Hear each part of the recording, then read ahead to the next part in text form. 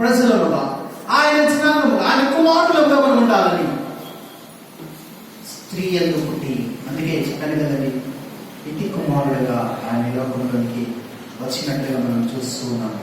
మనందరినీ కూడా మన యొక్క పాప జీవితాల నుండి, బలమైన బ్రతుకులో నుండి, దారిద్ర్యకరమైన చీకటి బ్రతుకులో నుండి, అంధకారపు స్థితిలో నుండి వెలుగులోనికి, తేజస్సుపూర్ణమైన వెలుగులోనికి ఆయన నడిపించడానికి లోకంలోనికి వచ్చినాడు. ఇది ప్రజలందరికీ కలగబోవు మహాసంతోషకరమైన శుభవర్తమానము. అంత మాత్రమే కాదు, దేవుడు మనకు కలిగజేసిన రక్షణ, మన పాపముల నుండి ఆయన మనలను విమోచన చేస్తూ ఉన్నాడు అని చెప్పేసి జ్ఞాపకం చేస్తూ ఉన్నాడు. ఇంకా చూసుకుందామండి, లూకాసు వార్త 2:12 చదువుకుందామండి.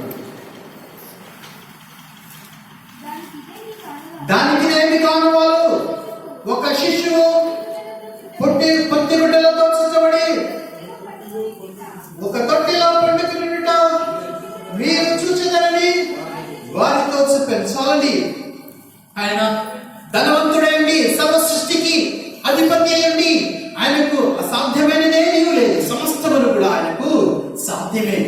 అసాధ్యమును సైతము సుసాధ్యము చేయగలను సంపన్నుడు అయినప్పటికీ కూడా ఆయన రిక్తుడిగా, నీ కొరకు నా కొరకు ఏమీ లేని వాడిగా, రిక్తుడుగా ఈ లోకంలోనికి వచ్చాడండి. ఈ లోకంలో జన్మించవలసి వచ్చింది.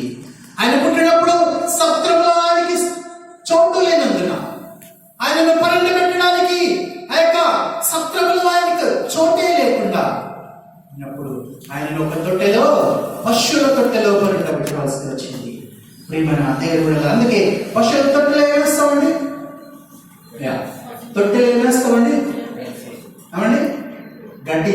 ఆ పశువులకు మేత వేస్తాం. అందుకే ప్రభు వారు అంటాడు కదా యోహాను సువార్తలో, నేనే జీవాహారం అంటాడు. నేనే జీవాహారం అంటాడు. ఆహారం అది సూచనగా ఉంది. ప్రియమైన దేవుడు, ఆయన ఒక పశువుల తొట్టెలో పెట్టినట్లుగా మనం చూస్తున్నాం. నీ కొరకు, నా కొరకు, మనందరి కొరకు రిక్తుడుగా, ఏమీ లేనివాడుగా, ఒకవేళ గొప్ప ఇంట్లో, ఫరో ఇంట్లో పుట్టుంటే, లేకపోతే హేరోదు రాజు ఇంట్లో పుట్టుంటే, ఇంకా లేకపోతే ఇంకెవరైనా గొప్ప ఇంట్లో పుట్టుంటే గొప్పోళ్ళ దేవుడుగా ఆయన ఉండేవాడేమో. కానీ ప్రజలందరి పాపముల నుండి, ధనిక, దరిద్ర, బీద, బిక్క, ప్రతి ఒక్క మనుష్యుని కొరకు ఆయన కులమత భేదములు చూడకుండా ప్రతి మానవాళి కొరకు తన ప్రాణములు పుడమగా పెట్టడానికి లోకములోనికి శీతిగారిగా వచ్చినట్టుగా మనం చూస్తున్నాం.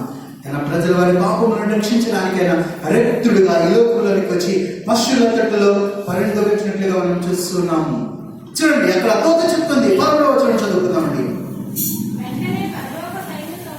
వెంటనే పరలోక సైన్య సమూహము ఆ దూతతో కూడా నుండి సర్వోన్నతమైన స్థలంలో దేవునికి మహిమయు ఆయనకి ఇష్టమైన మనుష్యులకు భూమి మీద సమాధానము కలుగుగా కానీ దేవునికి స్తోత్రము చేయొచ్చు. ఇక్కడ చూసుకున్నట్లయితే వెంటనే వార్త చెప్పగానే ఇక్కడ వెంటనే పరలోక సైన్య సమూహము ఆ దూతతో కూడా నుండి, చూడండి ప్రాముఖ్యమైన మాటలు జ్ఞాపకం, వెంటనే ఆ పాపలకు చెప్పగానే పరలోక సైన్య సమూహముగా ఆ దూతతో కూడా నుండి వెళ్తున్నారు. బయలుదేరి ఎక్కడికి వెళ్తున్నారండి? మనకు కనబడుతుంది. కాపరులు వచ్చి బాలుడైన శిశువును చూచి అత్యానంద భక్తులుగా దేవుడిని ఆరాధన చేస్తున్నారు. ఈయన మా లోక రక్షకుడు, మా పాపములను రక్షించడానికి, అన్నగారిపై మా బ్రతుకులకు విమోచన చేయడం కొరకు, చీకటిలో మగ్గిపోతున్న మా బ్రతుకులకు వెలుగు నింపడానికి కొరకు, రాజాధికారంతో కొట్టిమిట్టాడుతున్న మా జీవితాలకు శక్తినివ్వడం కొరకు ప్రభు మెస్సయ్య రక్షకుడు మా కొరకు పుట్టినాడని చెప్పేసి వెంటనే ఆ దూతతో కూడా ఆ పరలోక సైన్య సమూహం వెళ్ళి దేవుడిని ఎలా ఆరాధన చేస్తున్నారు చూడండి. సర్వోన్నతమైన స్థలములలో దేవునికి మహిమ. మన ఆరాధన ద్వారా ఎవరికి మహిమ కలగాలండి? దేవునికి. మనుష్యులకు మహిమ కాదు, మనుష్యులకు మహిమ కాదు, మనుషులకు ఘనత కావాలని మనం ప్రయత్నం చేయడం లేదు. దేవునికి మహిమ కలుగులాగున మనం దేవుడిని ఆరాధన చేస్తున్నాము. చూడండి, దేవునికి మహిమయు. ఆ తర్వాత ఆయనకిష్టులైన మనుష్యులకు భూమి మీద సమాధానము కలుగుగాక. ఆనాటి ప్రజల్లో సమాధానం లేదు, ఇప్పుడు కూడా సమాధానం లేకుండా ఈ దురశ్రవణ యంత్రం ద్వారా వింటున్న అనేక మంది జీవితాల్లో సమాధానం లేక, శాంతి లేక, నెమ్మది లేక, ఒక్కొక్కసారి చనిపోవాలనుకుంటారు, ఒక్కొక్కసారి సూసైడ్ చేసుకోవాలి. ఎందుకు నా బ్రతుకు, ఇలాంటి బ్రతుకెందుకు బ్రతకాలి అని చెప్పేసి వారి జీవితాలలో నెమ్మది లేకుండా శ్రమల ప్రవాహంలో కొట్టుకుపోతూ ఉన్న వారి జీవితాలకు సమాధానం చేయడానికి ప్రభు యేసుక్రీస్తు లోకంలోకి వచ్చాడు. ఇప్పుడే యేసు ప్రభుని రక్షకునిగా అంగీకరించుకున్నట్లయితే నీకు, నాకు, మనందరికీ దేవుడు సమాధానం చేస్తాడు. ఇక్కడ చూసుకున్నట్లయితే ఆయనకిష్టులైన మనుష్యులకు భూమి మీద సమాధానం కలుగుగాక. ఎవరైతే ఆయనకిష్టులైన మనుష్యులుగా ఉంటూ ఉన్నారో వారి జీవితాలకు దేవుడు సమాధానం చేసేవాడు. సమాధానం తీసివేసేవాడు కాదు మన దేవుడు, నెమ్మది లేకుండా చేసేవాడు కాదు మన దేవుడు. సమాధానం చేసే దేవుడు అని చెప్పేసి దేవుని వాక్య భాగం అనేది జ్ఞాపకం చేస్తుంది. సమాధానం కలుగుగాక అని దేవునికి స్తోత్రగానము, స్తోత్రములు చేయించుండేది. ఇప్పుడు క్రిస్మస్ అంటే ఏంటి అనగా క్రీస్తుని ఆరాధన. ప్రియమైన దేవుడులారా, ఇప్పుడు 2000 సంవత్సరాల క్రితం యేసు ప్రభువు ఈ లోకంలో జన్మించారు. ప్రతి సంవత్సరం క్రిస్మస్ ఆరాధన చేస్తూ ఉన్నాము. నీ ఆరాధన ఇంటి ఆరాధన, నీ ఆరాధన ఒంటి ఆరాధన కాకుండా, అంటే నూతన వస్త్రాలు ధరించుకునే ఆరాధన కాకుండా క్రీస్తుని ఆరాధించే వారు ఉండాలి. ప్రియమైన దేవుని బిడ్డలారా, ఇక్కడ ఆ యొక్క కాపరులు ఎలా ఆరాధన చేస్తున్నారంటే దేవునికి స్తోత్రకారము చేస్తున్నారు, స్తోత్రకారము చేస్తున్నారు. ప్రియమైన దేవుని పిల్లల ఇంతవరకు కూడా మనం ఆచార రీతిగా దేవుని ఆరాధన చేస్తున్నామేమో, అలవాటు రీతిగా దేవుని ఆరాధన చేస్తున్నామేమో, ఏదో నామకార్థం నడుస్తున్నామేమో, మనం జీవిస్తున్నామేమో. ఇక్కడైనా కూడా మన జీవితాలలో యథార్థమైన భక్తి కలిగి చీకటిలో నుండి వెలుగులోకి వచ్చిన మన జీవితాలు ప్రభువుకు సమర్పణ చేసుకుని దేవుని ఆరాధన చేసేవారు ఉండాలని చెప్పేసి దేవుని వాక్యం మనకి జ్ఞాపకం చేస్తుంది. ప్రియమైన దేవుని బిడ్డలారా, ఇక మనం చూసుకున్నట్లయితే మీకా గ్రంథంలో 5వ అధ్యాయం 2వ వచనం చదువుకుందాం ఒకసారి. 5:2 మీకా 5:2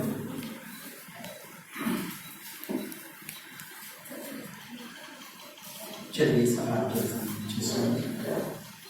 మీకా గ్రంథం 5వ అధ్యాయం 2వ వచనం చదువుకుందాం. బెత్లెహేము ఎఫ్రాతా యూదా వారి కుటుంబములలో నీవు స్వల్ప గ్రామమైనను నా కొరకు ఇశ్రాయేలీయులను యెహోవా నీలో నుండి వచ్చును.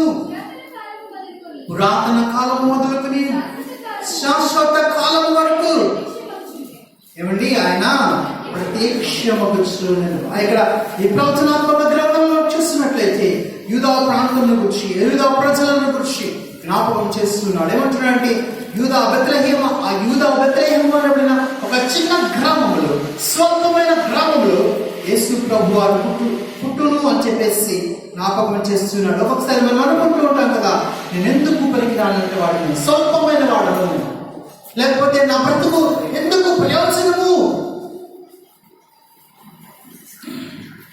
అని మనం అనుకుంటూ ఉంటాం. నీవు ఎంతటి బలహీనుడు అయినప్పటికీ కూడా, నీవెంత హీనుడు దీనుడు అయినప్పటికీ కూడా దేవుడు నిన్ను, నన్ను, మనందరినీ కోరుకోవడానికి ఇష్టపడుతూ ఉన్నాడు. దేవుడు గొప్ప వాళ్ళని కోరుకోవడం లేదు. అయ్యో నేను ఎన్నో పాపాలు చేశాను కదా, దేవుడు నన్ను క్షమిస్తాడా లేదని చెప్పేసి నువ్వు భయపడుతున్నావేమో. పాపాలను క్షమించడానికి దేవుడు వచ్చాడు. తన ప్రజల వారి పాపములను రక్షించడానికి ఆయన లోకంలోనికి వచ్చాడు. ఏదో రాజ్యాధికారం చేయాలని చెప్పేసి, లేకపోతే ఉన్నత సింహాసనం మీద కూర్చోవాలని చెప్పేసి ఆయన ఈ లోకంలోనికి రాలేదు. దేవుని బిడ్డలారా, కేవలం రక్షించడం కొరకే మన కొరకు ప్రాణం పెట్టడానికి ఆయన లోకంలోనికి వచ్చారు.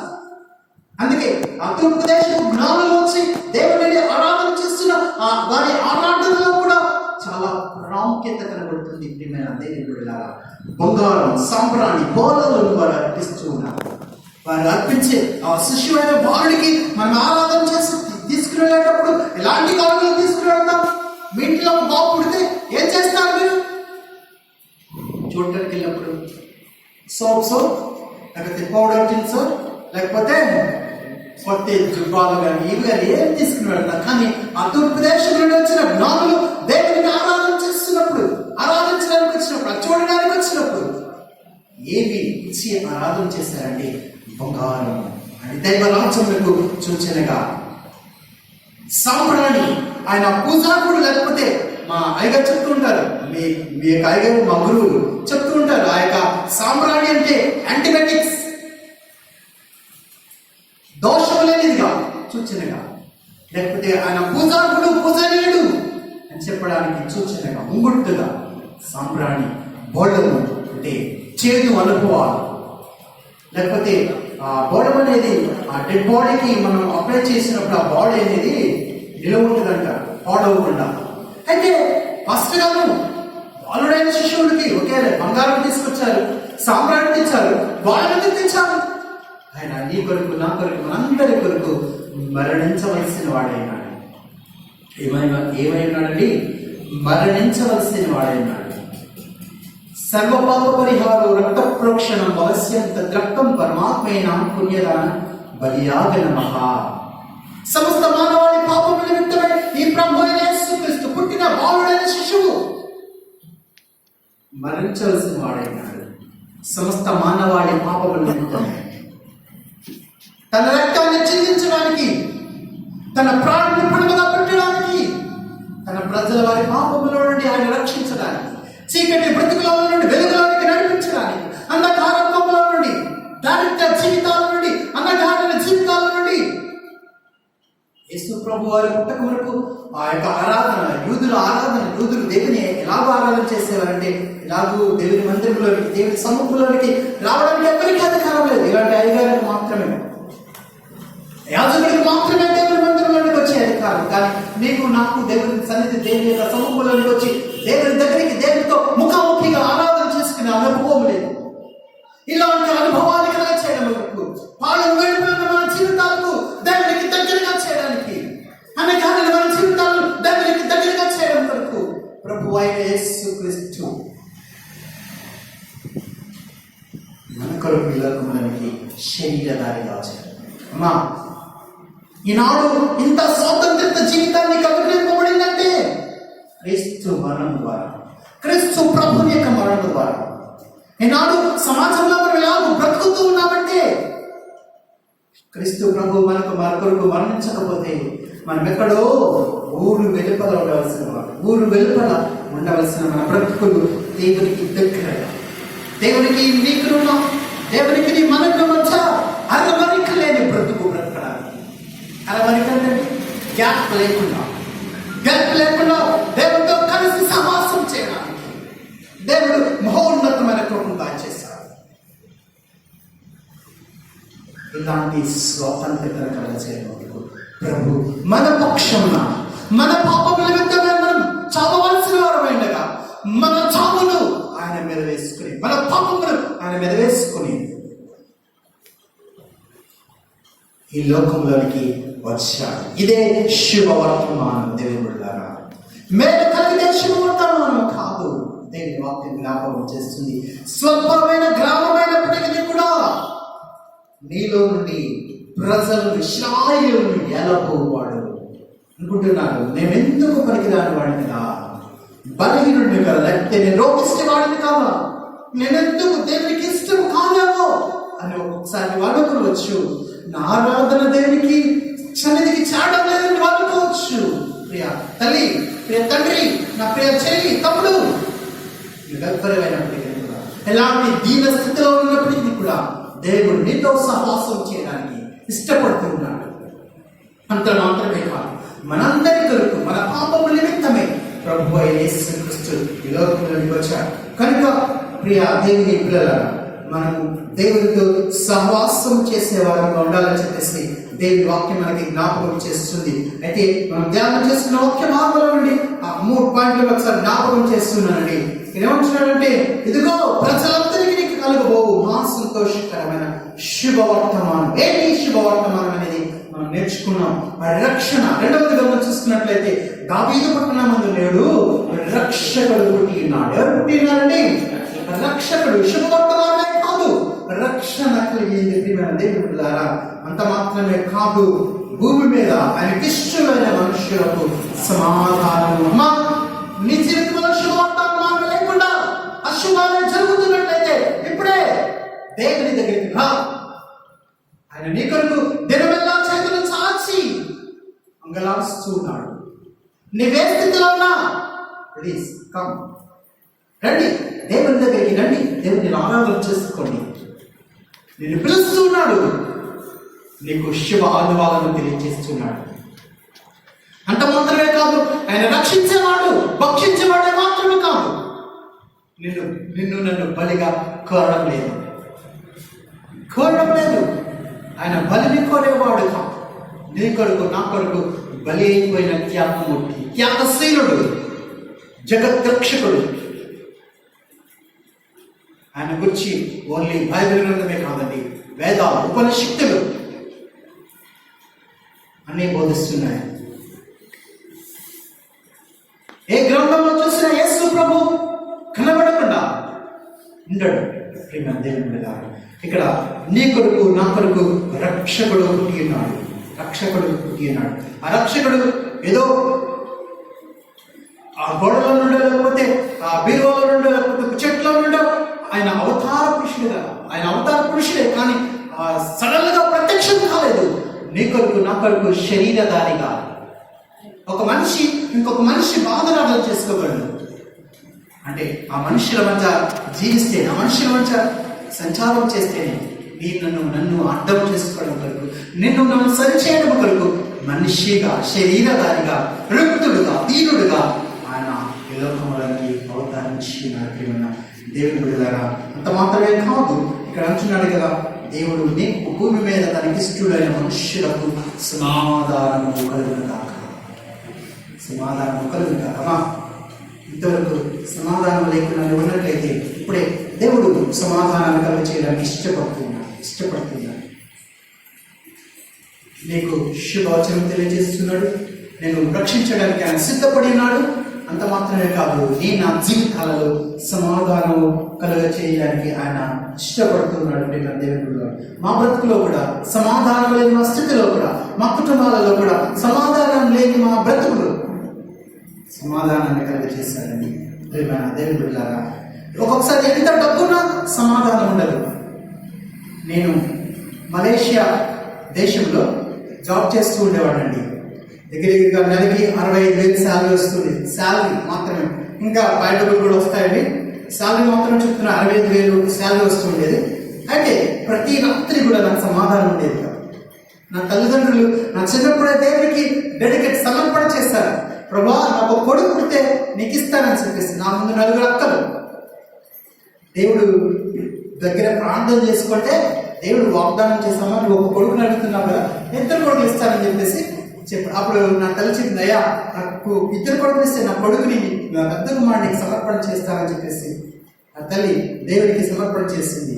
అయితే నేను లోక ప్రయత్నాలన్నీ చేస్తూ నేను ఆ ప్రయత్నంలో భాగంగా విదేశాలని డబ్బు సంపాదించాలని చెప్పేసి లోకంలో ఉన్న ఆస్తులు సంపాదించుకోవాలని వెళ్ళానండి. వెళ్ళిన తర్వాత అక్కడ 6 సంవత్సరాలు జాబ్ చేశానండి. కానీ ఒక్కరోజు రాత్రి కూడా నేను సమాధానంగా పడుకుని నిద్రపోలేదండి.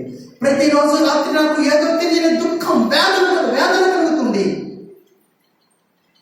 ఎప్పుడైతే ప్రభా నేను నీ పని చేయాలి కదా, నీ పనిముట్టుగా ఉండాలి కదా, ఉంటాను నన్ను నేను సమర్పణ చేసుకుని తీర్మానం చేసుకుని దేవుని పనికి వచ్చాను. అప్పుడు లేనిలో కూడా దేవుని సమాధానం కలిగజేసుకున్నాడు. దేవుని స్తోత్రం. అమ్మా, మనం ఏ స్థితిలో ఉన్నప్పటికీ కూడా సమాధానం కలిగజేసేవాడు. ఇక్కడ అంటున్నాడు కదా, తనకిష్టులైన మనుషులకు భూమి మీద సమాధానము కలుగును కాక. అమ్మా, నేను వాక్యాన్ని ముగిస్తూ ఉన్నాను. ఆనాటి ప్రజలకే కాదు, ఈనాడు మనకి కూడా రక్షకుడు వచ్చి అంత మాత్రమే కాదు, శుభాలను తెలియజేస్తున్నాడు, శుభవచనాలు తెలియజేస్తున్నాడు, రక్షించడానికి సిద్ధముగా ఉన్నాడు. మాత్రమే కాదు, సమాధానాన్ని కలుగజేయడానికి ఆయన ఇష్టపడుతూ ఉన్నాడు. మనం ఏం చేయాలి? ఏం చేయాలి? దేవునితో కలిసి సహవాసం చేయాలి. దేవుని హృదయపూర్వకంగా ఆరాధన చేయాలి. Christmas, Christ, mass. మాస్ అంటే ఆరాధన, క్రైస్ట్ అంటే క్రీస్తు. క్రీస్తుని ఆరాధన. నీ ఆరాధన దేవుని సన్నిధికి ధూపం వలె చేరుతుందా? ఒక్కసారి పరిశీలన చేసుకో నా ప్రియ చెల్లి, తల్లి, తండ్రి. ఒక్కసారి ఆలోచన చేసుకో. చిన్న ప్రార్థన చేసుకుందాం.